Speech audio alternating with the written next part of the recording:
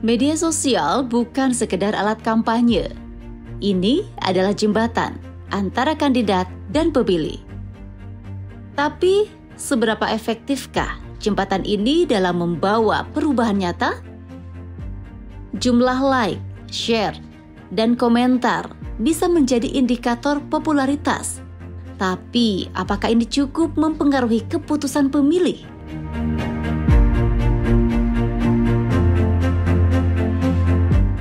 Berbicara tentang kampanye lewat media sosial dalam konteks komunikasi politik modern memang jauh lebih efektif melalui media sosial ya. Karena media sosial itu kan menyajikan ceruk yang sangat luas ya.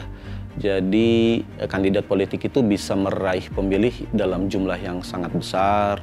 Kemudian juga propagasi pesan-pesan politik bisa disampaikan secara masif, namun itu juga kemudian bisa disegmentasikan berdasarkan kebutuhan dari kandidat politik atau partai politik ya. Jadi memang ada dimensi lain juga, yakni interaktivitas dari media sosial, kemudian sifatnya yang personal, itu dapat membangun ikatan antara kandidat dengan pemilih ya, sehingga pilihan-pilihan politik para voters itu ditentukan dari media sosial tersebut.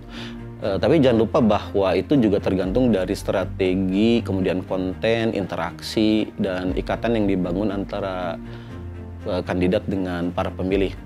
Untuk media sosial atau peran media sosial di Pilgub Jawa Barat 2024 ini masih menjadi sebuah rujukan utama ya, khususnya bagi para pemilih pemula.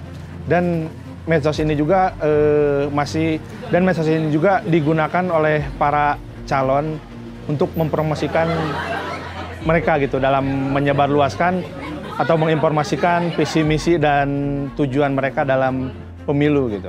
Dan saya lihat untuk di Jawa Barat, khususnya di Bandung sendiri gitu ya, medsos ini cukup berpengaruh dalam menggait pemilih pemula, karena kita tahu sendiri saat ini penggunaan media sosial tuh banyak digunakan oleh pemilih pemula gitu. Sebut saja misalkan dalam bentuk media sosial Instagram atau itu TikTok gitu. Jadi sekarang pasangan calon juga berlomba-lomba untuk mempromosikan program atau visi misinya melalui si medsos itu, karena hal tersebut harus dilakukan oleh para pasangan calon untuk menggait pemilih di pemilu kali ini gitu.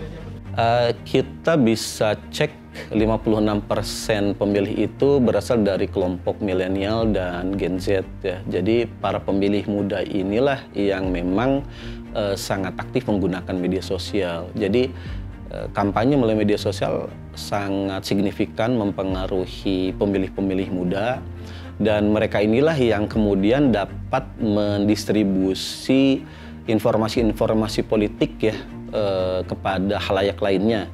Nah, selain memang kampanye dari parpol atau kandidat tersebut juga bisa mendorong laju informasi dari mengenai kandidat ya, visi, misi, program, lalu juga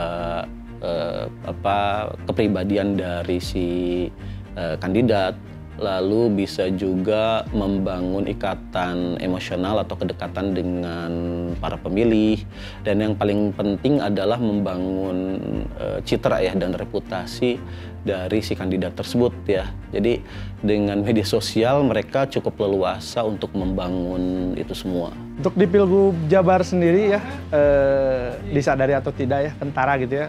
Jadi yang menggunakan medsos tuh emang semuanya menggunakan gitu. Tapi dalam hal ini ada pasangan calon yang sudah lebih dulu gitu memanfaatkan si media sosial ini gitu. Jadi untuk perbandingan sendiri gitu, dari segi konten-konten pun si calon ini dia udah sadar gitu bahwa beberapa waktu ke depan dia akan mencalonkan diri sebagai kepala daerah, dan dia pun menggunakan medsos sebagai alat untuk meningkatkan elektabilitas dirinya gitu. Dan untuk dilihat dari 3 pasangan calon lain gitu, meskipun di Pilgub Jabar ini ada calon dari artis gitu, atau dari pegiat entertain gitu, saya lihat efektivitasnya masih jauh dengan salah satu calon lainnya gitu yang sudah bermain medsos sebelum pelaksanaan Pilgub Jabar ini digelar gitu. Untuk mendekati pemilih memang kita bisa cek ya. Yang pertama dari engagement ya, bagaimana keterlibatan pemilih ya dengan konten dari kandidat politik. Misalkan dia memberikan like ya, kemudian melakukan sharing postingan-postingan, termasuk juga membangun percakapan di konten-konten tersebut. Selain itu juga indikator yang lainnya adalah konversi terhadap tindakan. Artinya gini, pihak pemilih itu tidak hanya sekedar berinteraksi melalui media sosial, tetapi juga melanjutkan pada aktivitas nyata ya. Mungkin setelah dia terlibat dalam konten-konten kandidat, dia juga mau menjadi donatur ya, mau menjadi relawan, dia juga mau menjadi partisipan yang aktif ya dalam kegiatan-kegiatan pemilu atau kandidat ya secara tatap muka dan lainnya. Jadi memang tidak hanya sekedar keterlibatannya di media sosial. Nah, kemudian juga indikator-indikator yang lainnya adalah terbentuknya relawan-relawan diehard ya. Jadi kita bisa lihat dari pembicaraan yang muncul di media sosial, nah mereka terlibat dan punya ikatan emosional, lalu mereka punya keinginan untuk melakukan advokasi terhadap kandidat ya, apabila misalkan kandidat tersebut diserang oleh kelompok-kelompok politik tertentu, oleh para buzzer. Jadi memang dibutuhkan juga relawan-relawan yang by heart dan die hard ya untuk itu semua.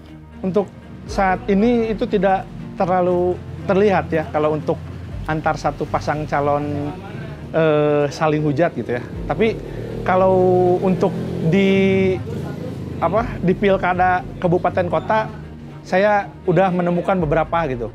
Contoh kasusnya di wilayah Kabupaten Bandung gitu, di mana petahana yaitu bupati dan mantan wakil bupatinya naik kembali, terus ada saling hujat antar pendukungnya melalui media sosial gitu.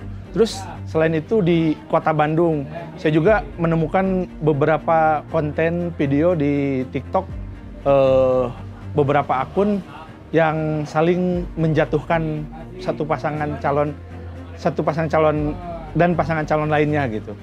Tapi untuk Pilgub Jabar sendiri yang saya lihat kemarin ada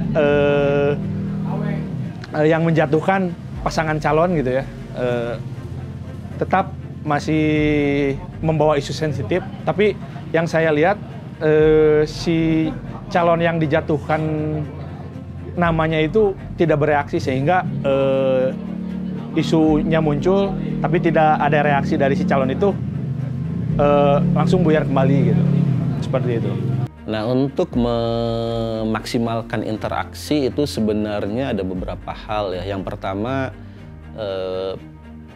konten yang dibuat itu harus sesuai dengan kebutuhan audiens ya, atau para pemilihnya. Jadi mereka merasa ada kedekatan antara isu yang dimunculkan dalam konten dengan para pemilih. Ya, kemudian juga yang terpenting adalah otentisitas ya. Jadi kan selama ini yang dijual atau yang marketable itu adalah keotentikan dari si kandidat itu sendiri. Nah, kalau dia otentik ya, misalkan memang dari dulunya dia ramah, dari dulunya dia komunikatif ya, dia sudah dikenal sebagai sosok yang demikian, yang apa adanya, natural, alamiah, itu lebih mudah untuk memaksimalkan interaksi dengan pemilih ya. Jadi mereka melihat adanya kejujuran dari dan ketulusan dari kandidat tersebut.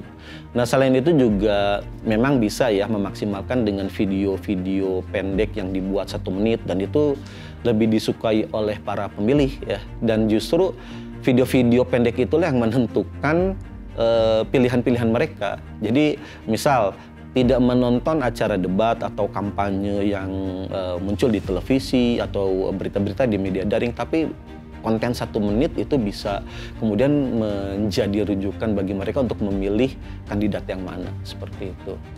Karena saya terjun langsung ya di sebuah media sosial yang ada di Kabupaten Bandung, saya juga kerap melakukan atau memberikan sosialisasi kepada pemilih pemula khususnya gitu, untuk tidak melakukan hal-hal yang saling menjatuhkan, bahkan untuk share informasi-informasi bohong gitu, hoax gitu ya. Karena itu bisa menjadi bumerang bagi dirinya sendiri gitu. Dan yang saya sayangkan gitu kepada KPU dan Bawaslu, di Jabar ini media sosialnya tuh udah banyak dan followersnya tuh besar-besar gitu. Tapi dalam kemitraan gitu, mereka tidak melibatkan kami pegiat media sosial dalam baik itu mensosialisasikan program atau dalam menjaga kondisivitas si pelaksanaan pemilu itu sendiri gitu.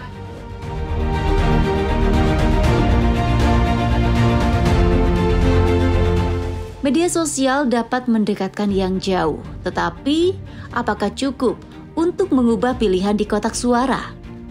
Pada akhirnya, kekuatan ada di tangan pemilih.